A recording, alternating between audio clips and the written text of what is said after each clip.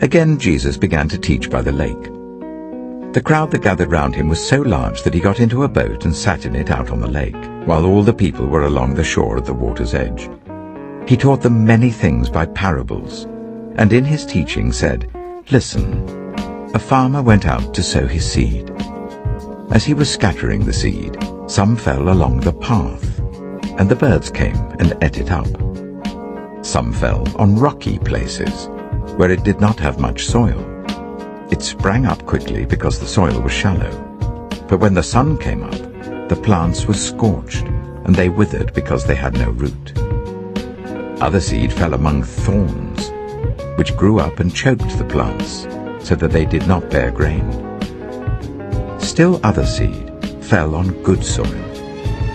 It came up, grew, and produced a crop, some multiplying 30, some 60, some 100 times.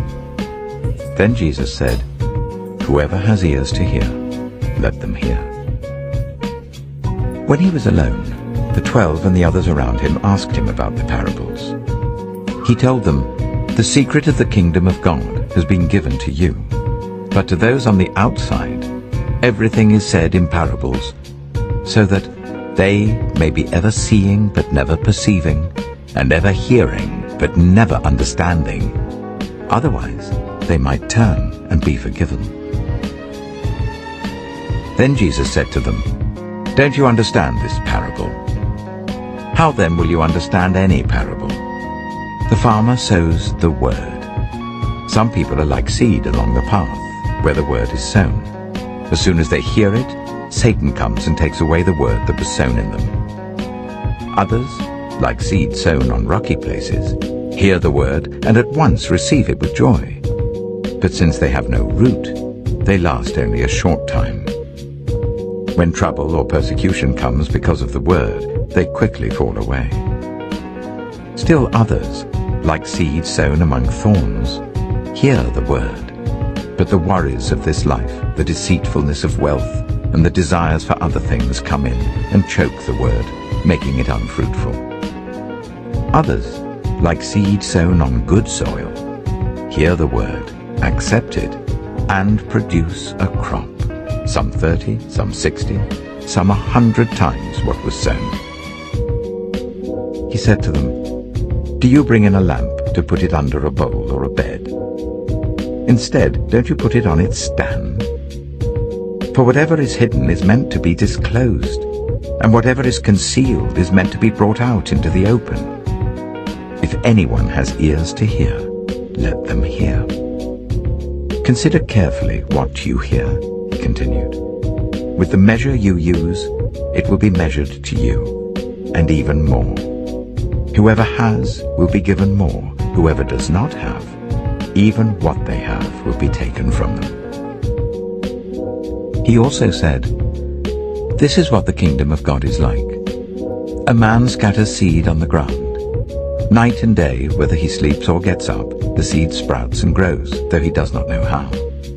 All by itself the soil produces corn, first the stalk, then the ear, then the full grain in the ear.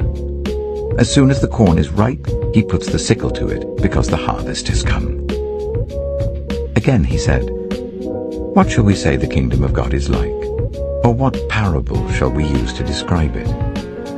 It is like a mustard seed, which is the smallest of all seeds on earth. Yet when planted, it grows and becomes the largest of all garden plants, with such big branches that the birds can perch in its shade."